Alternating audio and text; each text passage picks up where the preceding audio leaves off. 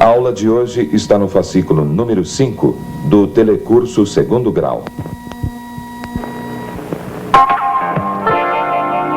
Fundação Roberto Marinho, em convênio com a Fundação Padre Anchieta, apresenta Educação Permanente. Telecurso 2º Grau. Atualização de conhecimentos. Exames supletivos.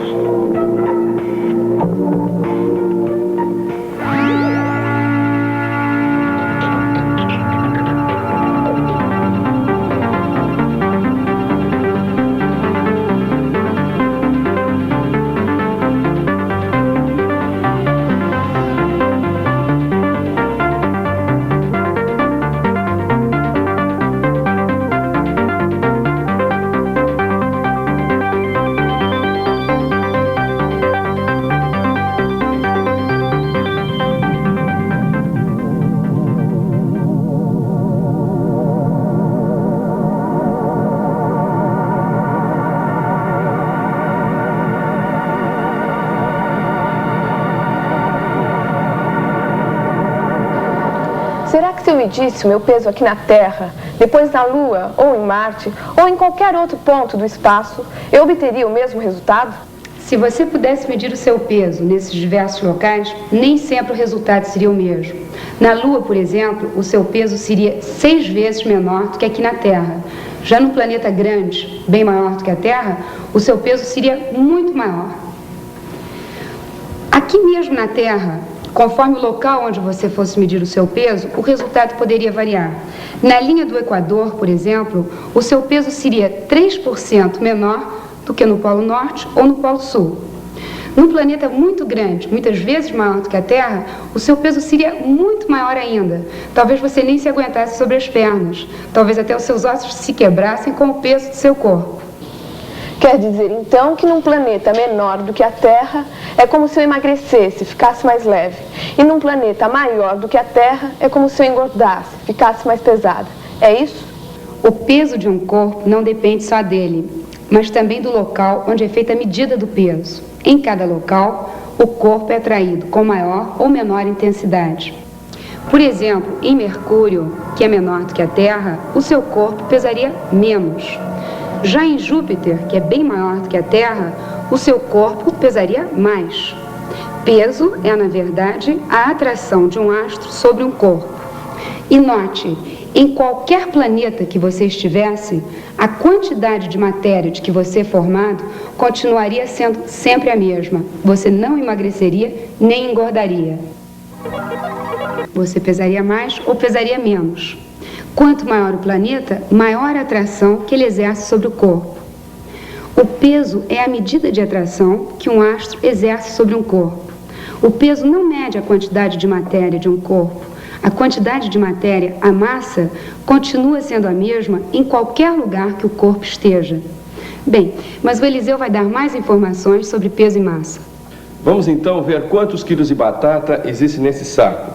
E nós vamos fazer a medida utilizando esse tipo de balança, que funciona basicamente com uma mola. Como vocês sabem, o saco de batata é atraído pela terra. Se eu colocá-lo aqui, ele puxa a mola para baixo e existe um ponteirinho preso na mola que indica então quantos quilos de batata existem. Está marcando 2 quilos, como você está vendo. Agora, se eu fosse fazer essa medida com essa balança em outro local da Terra, por exemplo nos polos, eu iria encontrar um valor um pouquinho maior lá nos polos. Isto porque lá a atração que a Terra exerce sobre os corpos é um pouco maior do que a atração que a Terra exerce sobre os corpos aqui. Então, eu encontraria lá nos polos cerca de 2 quilos mais 50 gramas. Agora, se eu fosse com essa balança para a Lua e fizesse essa medida, eu iria encontrar um valor muito menor. Isso porque, lá na Lua, a atração que ela exerce sobre um corpo é muito menor do que a atração que a Terra exerce sobre esse mesmo corpo. Então, aconteceria o seguinte: essa balança, então, seria puxada muito menos para baixo. Seria puxada só até aqui, por exemplo. Então, marcaria menos de meio quilo. Agora, se eu fosse para Júpiter, imaginem para Júpiter, e fizesse essa mesma medida, o que aconteceria é que eu encontraria muito mais de 2 quilos. Eu encontraria mais ou menos 6 quilos. Isso porque a atração que Júpiter exerce sobre os corpos é muito maior. Vamos agora fazer a medida de quantos quilos de batata existe nesse saco, utilizando este outro tipo de balança. Bom, vocês sabem como faz a medida. Nós colocamos aqui desse lado alguns pezinhos cujas massas nós conhecemos, e a hora que atingir o equilíbrio, estará representando o mesmo peso que está aqui. Vamos ver. Também deu 2 quilos. Muito bem. Agora, se eu fosse fazer a medida com essa balança nos polos, como eu já disse, a atração lá é um pouquinho maior. Mas eu encontraria o mesmo valor, eu encontraria os mesmos 2 quilos utilizando essa balança.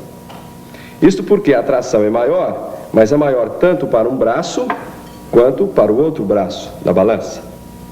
Isso o que acontece? O equilíbrio se manteria. A mesma coisa, se eu fosse para a Lua fazer essa medida, a atração lá, como eu já disse, é muito menor, mas é menor para um lado e também, assim como é menor para o outro lado também. E o equilíbrio também se manteria nesse caso. A mesma coisa em Júpiter. Muito bem. Então, como vocês viram, quando nós utilizamos essa balança de mola, o que acontecia? Essa balança de mola media em cada local que a medida era feita, ela media um valor. Isto mostra que a medida que nós fazíamos com aquela balança dependia do local onde a medida era feita. Dependia do astro onde a medida era feita, além de depender do corpo que estava sendo pesado. Então nós estamos medindo alguma coisa relacionada com a atração do astro sobre o corpo. Nós estamos medindo com aquela balança o que nós chamamos peso do corpo. Já com esta balança de braços iguais, nós estamos medindo alguma coisa que depende essencialmente do corpo e não depende do local onde a medida é feita. Nós estamos medindo o que nós chamamos massa do corpo. Muito bem. Agora, imagine que nós pudéssemos ir para um local afastado de todos os astros, de maneira que nada teria peso, ou seja, tudo flutuaria. Neste caso, nenhuma dessas duas balanças serviria para medir a massa ou peso do corpo. Se o corpo ficar perdido no espaço, afastado de todos os astros, as ações desses astros sobre o corpo seriam praticamente nulas. Assim, o corpo ficaria sem peso, flutuando no espaço.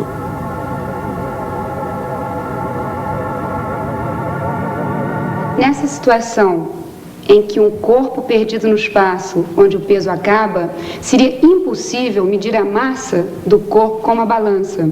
O peso do corpo seria 0. Como fazer então para medir a massa de um corpo sem peso?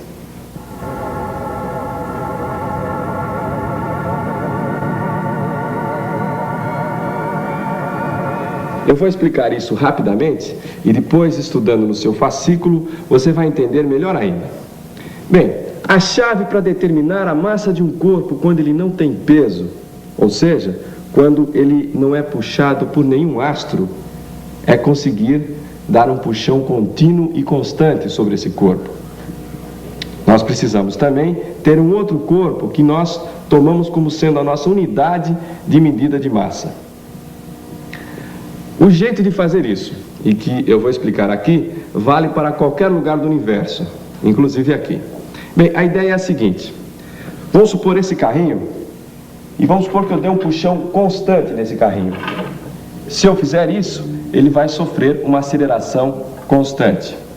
Agora, se eu dobrar a massa do carrinho e provocar o mesmo puxão, o que vai acontecer é que a aceleração vai cair para a metade. Se eu triplicar a massa, o que vai ocorrer é o seguinte: se eu der o mesmo puxão, a aceleração cai para 1/3. Muito bem, então vamos aqui ao quadro. Eu vou chamar de M a massa do nosso primeiro carrinho, na primeira situação. Se eu der um puxão constante e contínuo no carrinho, o que vai ocorrer é que ele vai sofrer uma aceleração que eu vou chamar de A. Dobrando a massa, o que vai ocorrer é que, se nós dermos um puxão idêntico, a aceleração vai cair para a metade. Será A sobre 2. Finalmente, triplicando a massa, E se nós dermos um puxão idêntico ao primeiro também, o que vai ocorrer é que a aceleração cairá para 1/3. Então nós vamos dizer A sobre 3. Agora repare uma coisa. Vamos ver esse produto aqui em cima da massa vezes a aceleração. Vou multiplicar M vezes A. Aqui eu tenho 2 vezes M, eu tenho M mais M vezes A sobre 2. Veja só o que vai ocorrer. Aqui vai ocorrer 2M vezes A sobre 2. Cancelando aqui, eu vou obter M vezes A. Portanto, o mesmo produto que eu encontrei aqui. Agora vamos ver aqui no terceiro caso. Eu tenho M mais M mais M, 3 vezes M, multiplicado por A sobre 3. O que ocorre? Vou ter 3M vezes A sobre 3. Cancelando aqui, eu vou ter o mesmo produto, M vezes A. Então, você viu que aquele produto da massa pela aceleração foi o que se manteve constante. Agora, eu posso usar essa mesma ideia para medir a massa de um corpo qualquer. Por exemplo, a massa daquele saco de batata. Vamos fazer isso agora. Veja bem, se eu colocar o saco de batata sobre o carrinho e der um puxão idêntico, o que vai ocorrer é o seguinte. Me acompanhe aqui no quadro novamente. Eu vou desenhar aquela situação. Eu tenho então o carrinho de massa M e eu coloco aqui o saco de batata. Muito bem. Se eu der o mesmo puxão, esse conjunto vai sofrer uma certa aceleração que eu vou chamar de uma aceleração X. E eu vou chamar também a massa do saco de batata de MX, que é o que eu quero achar. Nós já vimos que o produto M vezes A se mantém constante. Então nós já temos aquele dado. Muito bem, então veja aqui. Se eu somar MX mais M, eu encontro o seguinte. MX mais M multiplicado por AX, esse resultado deve dar, de acordo com o que nós vimos anteriormente, M vezes A. Deve dar aquele mesmo produto, M vezes A. Daqui então, eu desenvolvo essa equação e procuro encontrar o valor da massa MX. Fazendo como? Me acompanhe. É muito fácil. É só fazer as multiplicações aqui. Nós teremos MX vezes AX mais M vezes AX igual a M vezes A. Daqui eu obtenho